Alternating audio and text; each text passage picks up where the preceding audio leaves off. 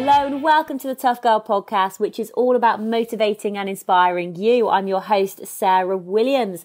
Today, I'm delighted we're going to be speaking to Naomi Kutin, who is a 15-year-old sophomore. She began breaking all-time world records in powerlifting when she was 9 years old and earned the nickname Supergirl.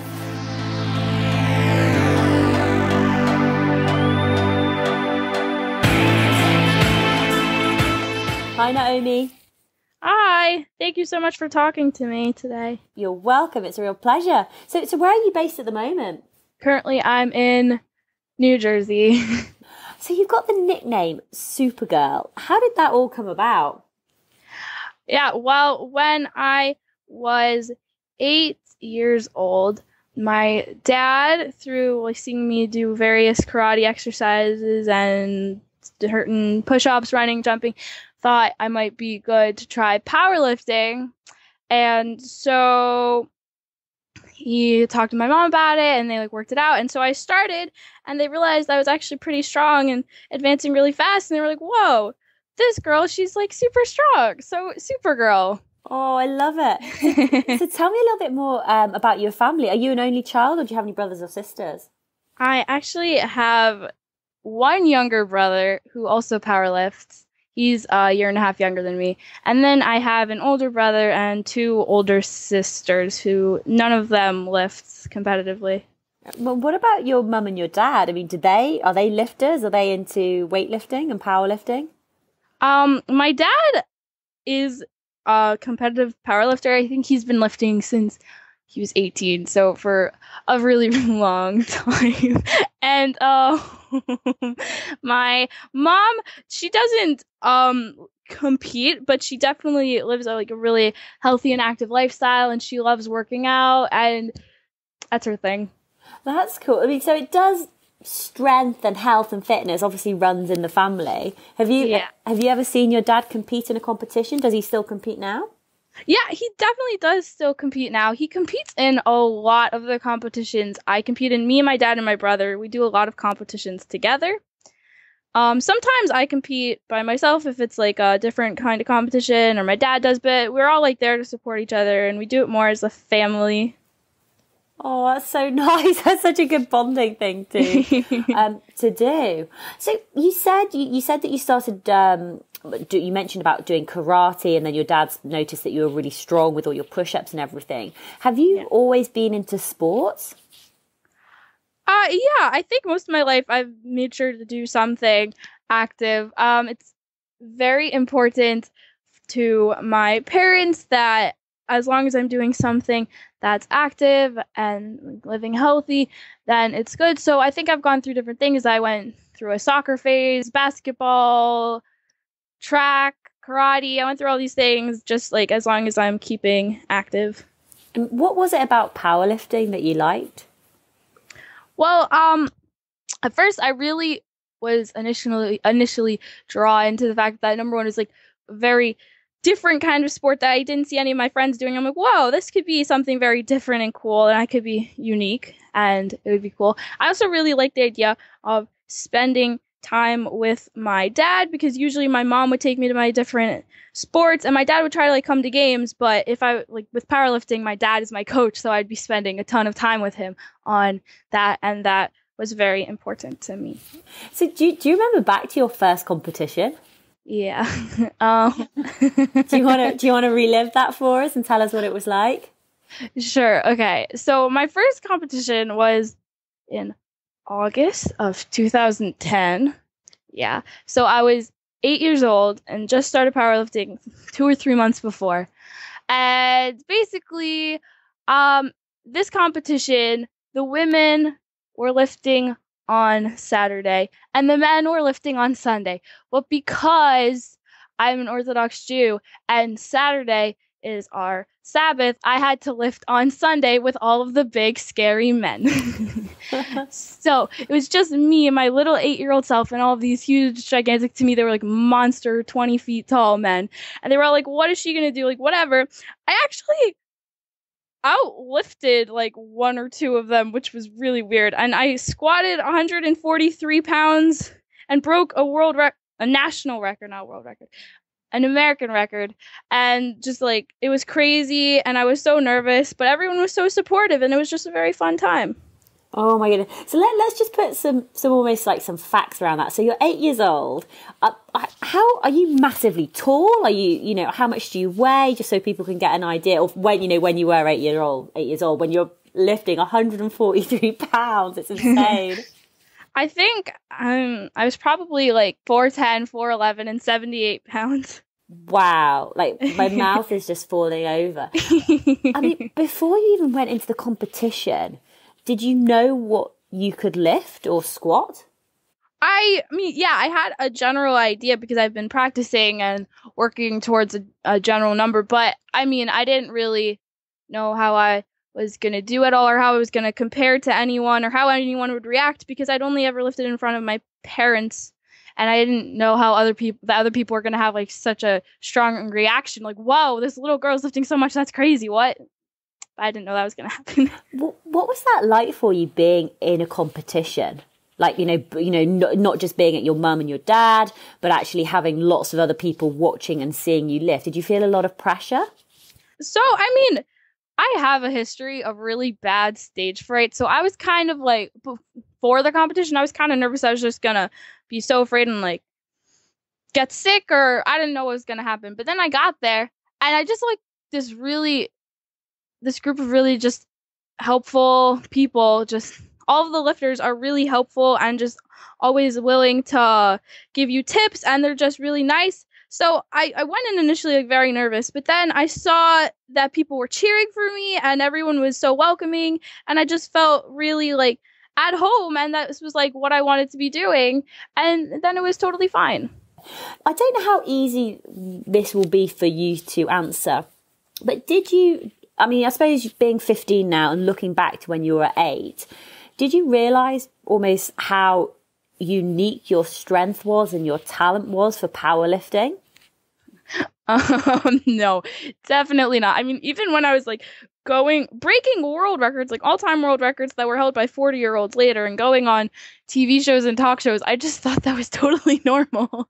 It never even occurred to me that I was unique in any sort of way until one day I was just like, whoa, most people don't go on talk shows and game shows. That's not normal. Huh. I mean, do you know what I think is would be really interesting just to almost hear your opinion on is I think I always remember when I was younger, and I'm a lot older than you, that people would say, oh, you shouldn't do that. You're going to damage yourself. You're not going to be able to, you don't want to stunt your growth and you shouldn't be lifting heavy weights. Did you or your family ever have to deal with any negativity? Because, people might be saying, what's she doing? She's 9 years old. She shouldn't be lifting this type of weight. Did that happen? Yeah, definitely a lot. I mean, initially my parents posted my videos of my lifts to YouTube so that family in Colorado and in various other places could see it. And it got a lot of it was like, wow, that's so cool. Good job. But then a lot of it was also, she's going to break her back. She's going to be 4 feet tall.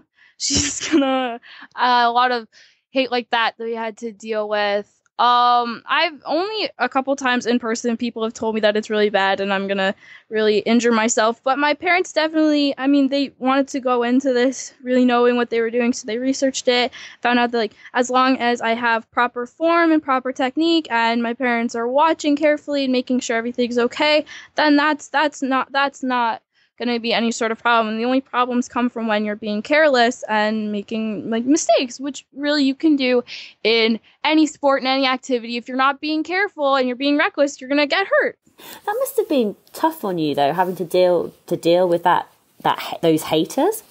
Yeah. It was, at this point, I kind of just brushed off my shoulder and it doesn't even bother me anymore because I guess I've kind of become immune to it because I was just, especially when I was like 10 years old and really picking up a lot of attention, it was just so much hate that I just kind of had to learn that I should only really value the opinions from people that I care about and that I know care about me, and that these random people online, like, their opinions really shouldn't make a difference to me, and that they just want to hate, and that's on them. Do you know what? It's such a valuable lesson that you've learned. I mean, I'm sad to say that you've actually learned it at such a young age, but actually being able to ignore the haters and the negativity and just do you and do what you love to do is absolutely inspiring. So your first competition, squatting 143 pounds, you got a national record. When did you start breaking world records? I think I broke my first world record in July of the next year. So almost a year later, at 9 years old, I squatted 205 pounds and broke the all-time world record in the squat for the 97 weight class. How did it feel when you squatted that amount? I mean, definitely at the time, I 100% did not know what I just done and did not realize that that's insane. It didn't even occur to me that was a crazy thing. And my mom likes to tell everyone the story of when we got home from the competition that night and I broke my world record. She was tucking me into bed. And so I asked her, I was like, Mom, where's your world record? And she laughed and she's like, I don't have one because most people don't break world records. And that's not something most people do. But that totally did not occur to me until maybe years later.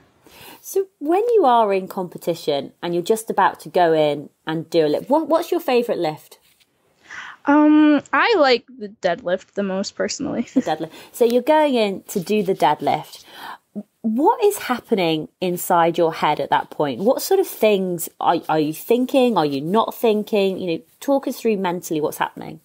Right. So I like to, especially in competition, I like to try to keep my mind relatively empty because if I focus on any one thing too long, then I put all my energy on that thought. I just try to keep it mostly empty and just focus on what's exactly in front of me. And so when I'm going to the bar, I just focus on just looking at the bar and I focus like, I know what I'm going to do. I know what I have to do. I just try to put all my energy in exactly like lifting the weight and I don't try to think about too much else. So with that, when you're not in competitions, do you use like mental tips and tricks? Or are you visualizing doing the deadlift, doing the squat when you're not competing or before the competitions? Yeah, definitely. I do a lot of visualizing and just before the competition, especially, I just try to get myself in the zone. I take a lot of time just getting ready and mentally preparing and visualizing, definitely just getting the lifts. That definitely helps me, is just imagining myself getting it. That's very helpful to me. Have you ever been in a situation where like a competition, where you haven't managed to get the lift? Yeah, definitely. In most competitions, there's probably at least a lift that I miss. And at the very beginning of my powerlifting career, that was that was very difficult for me to handle. But then again, like as I got older and as I went to more competitions, I realized that's a part of the competition. You're not going to get every single lift every single time, and that's fine. It doesn't mean you're a failure. It just gives you a goal to work towards and gives you motivation to work harder. Yeah, definitely. And talking of working hard, what's like a training week like for you? So I power lift 2 days a week. Sunday is my main day where I do squat, bench press, and deadlift on Sunday. And then I go to the gym and do some cardio. And then 2 or 3 other times in the week, I go to the gym and do accessory work, whether it be like leg presses or safety bar squats or pull downs, rows, whatever it may be, and also cardio. And then usually Wednesday or sometimes Thursday, I have an extra bench press workout. And tell me about your nutrition. Are you constantly having protein shakes? Are you a high protein diet? Are you vegan, vegetarian? What happens there? So I'm actually a vegetarian. And because I'm an Orthodox Jew, we also keep kosher. So that just means I have you just have to make sure that whatever food you're eating is marked kosher. So that is a little bit challenging sometimes because most of the protein energy drinks that you see like that we would like to be able to get, they're not marked kosher, so we can't have them. So I try to eat a lot of protein, a lot of vegetables, a lot of fruits. I try to mostly keep away from not healthy stuff, not even for powerlifting, but just for healthy lifestyle. So I try to have protein shakes, like peanut butter, quinoa, tofu, whatever else I can get besides meat, because definitely being a vegetarian, it's a bit harder to get protein, but it's definitely doable. Yeah, definitely. I have to say, when you said peanut butter, I was like, yeah, totally there with you. Tofu, not so much. I think I might have to give that one a little bit of a miss.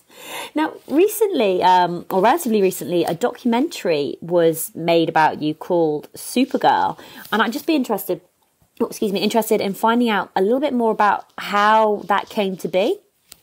About 3.5-ish years ago, the director of the movie, Jessie Orrit, approached my family and said she read something about me online in a different newspaper article or whatever, and she was very interested in my story, and she wanted to make a documentary about it. And so my parents and I were really excited about that opportunity, because that's really crazy and cool. And at that point in my life, I was really constantly around cameras, and I was on TV very often in different news articles. Like, there was just always cameras and people around me. So I was like, fine, this is another thing. And she said, okay, it's going to take 6 months and we'll be done. And then 3 years later, it was finally finished. So it took a bit longer, but I think that makes it better, because it's just showing more of the journey. So yeah, for 3 years, her and her film crew just followed me around through various aspects of my life. And what age did they start filming you? They started filming when I was 11 until about 14. So I can imagine that's quite a challenging time to be going through just as a girl, and then also to be filmed as well. What was it like having a camera crew there filming your life? Was it something you just got used to relatively quickly, or did you ever feel it was like an imposition? I don't think I ever really I got more used to it over time. I don't think I 100% ever was totally like, oh, this is totally normal. There's just cameras following me around. It never gets like that. I was always a bit aware. I mean, you're always aware of it. But at the very beginning, it was really awkward, because I just didn't know what to do. I'm like, oh man, how do I be normal in front of a camera? Oh, but then over time, I kind of just was like, oh, whatever, it's fine. I can be myself. It's all good. But it was at points, there's some things in your life you don't really want to be filmed. Like, if I missed the lift in a competition and was crying, I didn't necessarily want the cameras to be filming that. But, that's all part of the journey and my experience. And so at the end of the day, it all comes together to make a great movie. What was it like getting to see the movie for the first time?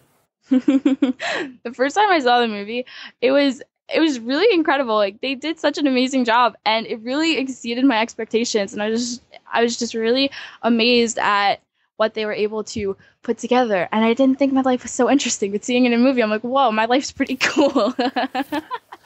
What do your friends at school think about this?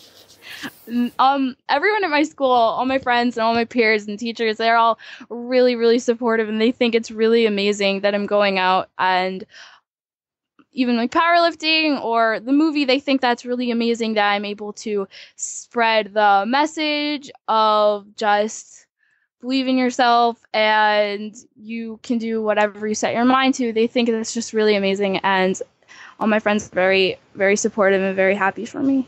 Oh, that's so good. So do you have any role models or anybody that you look up to or who've inspired you on your powerlifting journey? Yeah. Definitely my mom is a big inspiration in my life, because she has been through a lot of struggles in her life and she has overcome them, and it's really just amazing to see her. She's one of the most positive and happy people I know, and she's come from so much pain in her past, and she just has risen above it all, and she's just one of the most positive and amazing people I know. And it's just like really inspiring to me. Like, when I miss a lift or when something doesn't go my way, I just remind myself about my mom and about how she gets through things, and I just tell myself to be more like her, and then that just gives me the strength to get past whatever I'm going through, whether it be in lifting or just in life in general. What do you think has been the biggest challenge that you've had to face so far when you've been lifting or in life in general? Well, I think one of the biggest challenges in my life was when I was in seventh grade, I started getting really bad headaches and they weren't going away, and I had them for a lot of months and went to a lot of doctors and a lot of MRI scans. And long story short, they found two benign tumors in my head. And that was like very, 7th to 8th grade was a very difficult time because I was like in and out of school, barely in school. Powerlifting was like, I definitely still wanted to do it, but it was very inconsistent because I had to go to doctor's appointments all the time and they were trying to figure out what to do about it. And then, eventually my mom is a genius. She gave me some herbal magnesium, and that stopped the headaches, and the tumors, they're like not dangerous, so it's fine. But that was like a very difficult time when we were just very uncertain of like the future and what was going to happen. Oh my God, absolutely. And just for the English listeners, what age is 7th and 8th grade? Oh yeah. 13, 14. 13, 14. Wow. That must have been really tough going through that and dealing with it. Yeah, it was difficult, but I was really happy to have like my friends who were always happy to do whatever they could for me, and my parents who were always so like they just always wanted what was best for me, and they just made sure they were going to get answers and help me in whatever way they could. And everyone in my life was just so helpful and positive, and people were always sending their love and prayers, and that was very helpful. I think so. I was just going to say, and I think as well will be your attitude. Like you can just tell from talking to you that you're positive, you're a go-getter, you go out and make things happen. I'd just be really interested. You've talked as well about being an Orthodox Jew, and so obviously there's certain. You talked about the dietary rules and regulations, and also not being able to perform activities on the Sabbath. How does that impact on lifting weights and competing?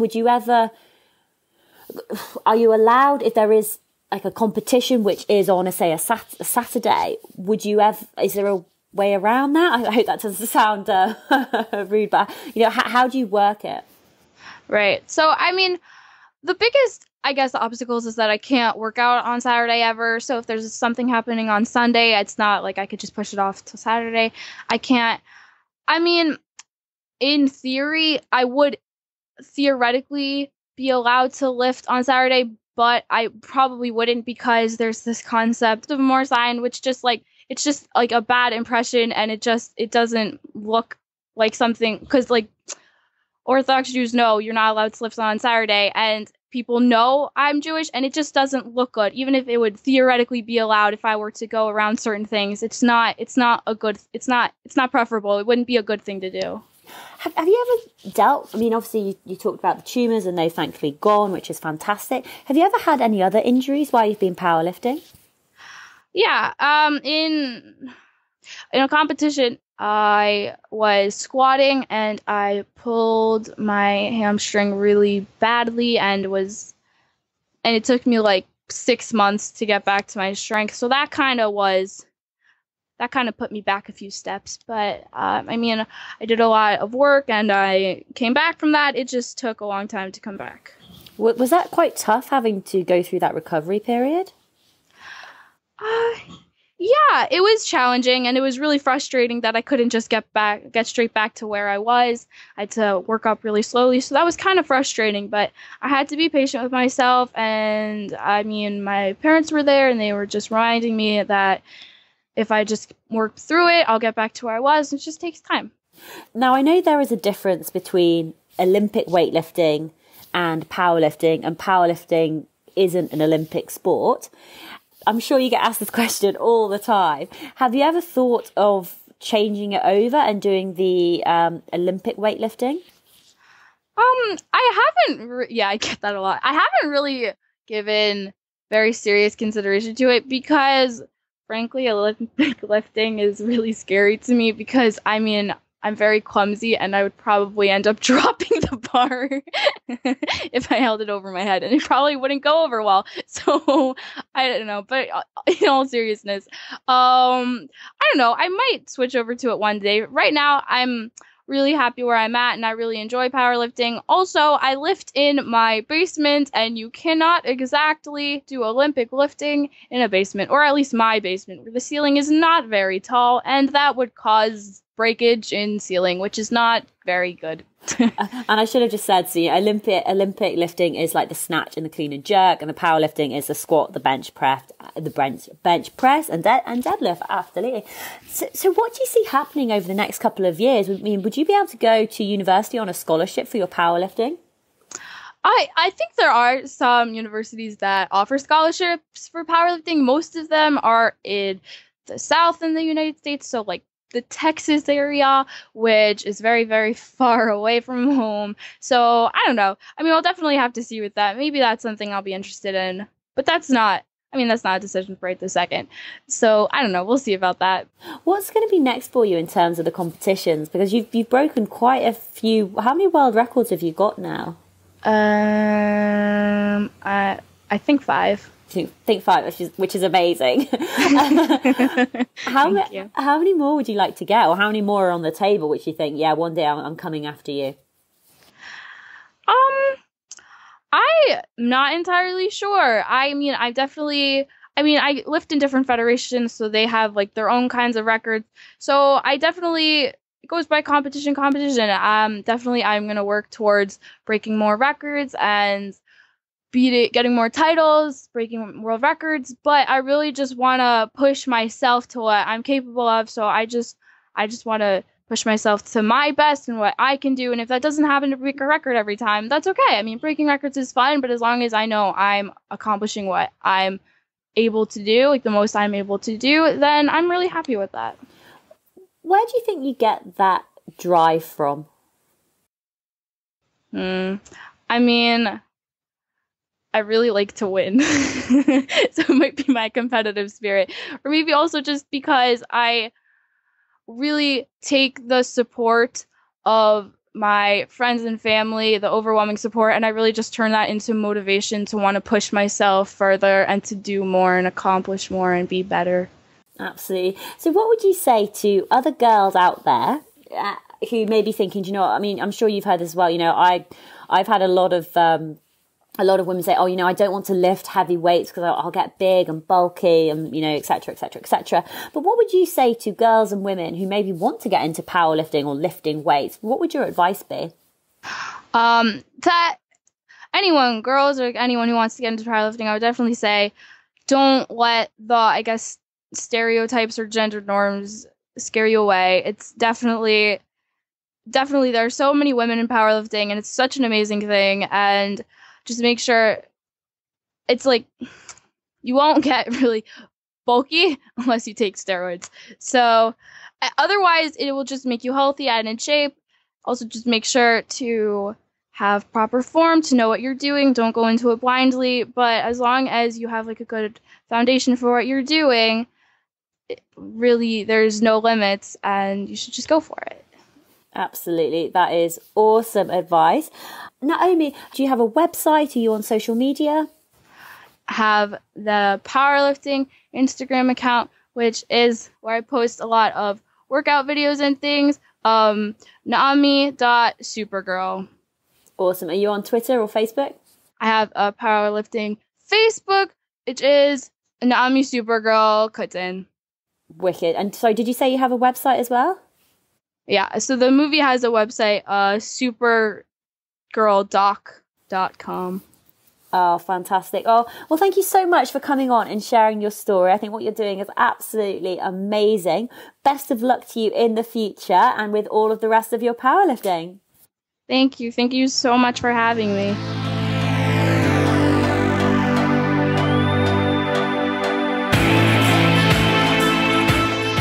Hey tribe, how you doing? I hope you were inspired to start lifting weights. It was something actually that I was really apprehensive about doing, but it was also something I really did want to get into. So I'd always done a lot of running, but I could never understand why I never had the body that I really wanted, which for me was strong and had muscles and just fit looking. I'd say when I was running, I'd say my body was almost, this sounds really gross, but like almost like it just wasn't toned. It was almost like a bit saggy-ish all over. But as soon as I started weightlifting, my shape and my body completely changed. So I went from being I probably dropped about a stone in weight and dropped my clothing size from a UK 12. And I'm now I'd probably say I'm sort of an 8, and certain items I can squeeze into a 6, but I've definitely packed on more muscle now since I started weightlifting about 2 years ago. I could not recommend it highly enough. If you want to get strong and fit, please do start lifting weights. And especially for women over the age of 30, after the age of 30, you start to lose your muscle mass, and that gets replaced by fat, which I also heard and thought that was absolutely disgusting. And I also wanted to protect my bones as well against osteoporosis. And by lifting weights, you can do that. So please do go check out your local gym, go and start working with a personal trainer, because it is such an empowering feeling when you first start lifting weights. You've probably seen my mum doing it as well if you follow me on Instagram stories, but I encouraged her to come to the gym, and she started going when she was 63 years old. Did struggle at first because, she was apprehensive about it. She was a little bit nervous, but she's maintained it. She's carried on, and she's made this huge commitment. She probably now goes to the gym 2-3 times a week, is lifting 3 times a week. She does have a personal trainer who she sees once a week, but it has made a huge difference in her life. And now she's doing, unassisted pull-ups. It's absolutely amazing. She's so strong as well. Same for my dad. He started lifting when he was about a year ago, only started going once a week, but the difference in him and his flexibility, his movement, his strength and everything was huge. And that was just from going to the gym once a week. And if you haven't started lifting weights and you're scared, then please do go check it out. Take a read of my blogs that I've written about it. If you go back to 2014, during the summer months, you can read more about my experience, and you can find all of that information on toughgirlchallenges.com. Now, I have actually spoken to another powerlifter before as well, so go and check out her episode if you're interested in powerlifting. We spoke with Amy Spencer back in 2015, who was the European junior bronze medalist. Again, very interesting how she first got into powerlifting as well, so well worth checking out. That I have also interviewed some other young women for the Tough Girl podcast, so I'd recommend you go and take a listen to Lily Ella. Lily Ella was 17 years old, and she's done some amazing feats. She competed in I'm going to forget the name, this mountain in Wales, Pani Fan Dance, which is basically part of the SAS, the Special Forces selection process, an absolutely brutal course. And she was the first girl to do this course, and it's huge inspiration, also an incredible swimmer and very wise beyond her years.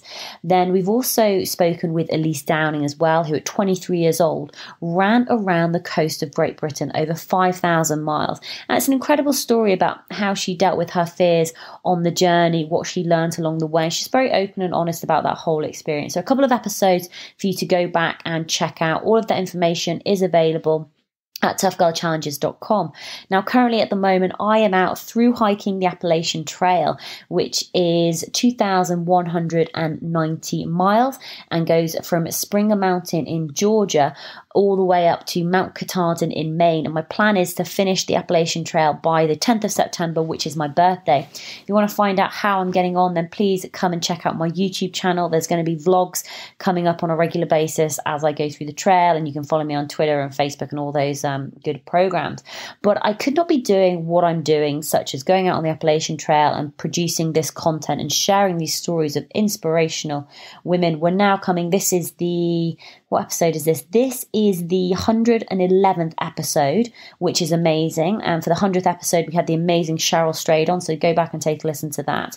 But the reason I started the podcast is to motivate and inspire women and girls. It's to increase the amount of female role models in the media. It's to share these stories that we don't get to hear. Mainstream media doesn't cover it. And I'm sick of tired of women's voices not being heard, and I want to make a difference. And The reason I can make this difference is because of individuals like Chloe Phillips Harris, Ari Kane, Maya Van Bajon, Lauren Beth Morton, Abigail Sanderson, Jill Davidson, Joe Bradshaw, Catherine Knight, Claire Higgins, Liz Allen, Susan Watt. You guys are all absolutely amazing for being patrons of the Tough Girl podcast. And I'd love for more people to become patrons. It's such a simple and easy thing to do. Think of it as like a Netflix subscription. You donate $2 a month, $5 a month, $10 a month, $15 a month, $20 a month, whatever you can afford, and you're helping to support the Tough Girl podcast, helping to get this message out there. You then become a part of it. You're helping to increase the amount of female role models out there. If you go to patreon.com, which is patreon.com/Tough Girl podcast, it's super easy, super simple to use. Please do go and become a patron. Every amount makes a massive difference. I couldn't do it without your support. A couple of final things before we head off is please do make sure you subscribe to the podcast. New episodes come out every Tuesday at 7 a.m. UK time. Please do tell a friend about the Tough Girl podcast. Help to spread the message. Referrals are absolutely incredible. As are, if you could leave me a 5-star review on iTunes or whichever platform you listen in. It helps other people read the reviews and like, maybe I'll go check out this awesome podcast. So if you could leave me a 5-star review, that would be fantastic. But guys, wherever you are, whatever you are doing, have an amazing day. Enjoy it, have fun, and just get out there and follow your dreams, follow your passions, and do something that excites you, that you enjoy doing. Have an amazing day, and I will speak to you soon. All right, take care. Lots of love. Bye.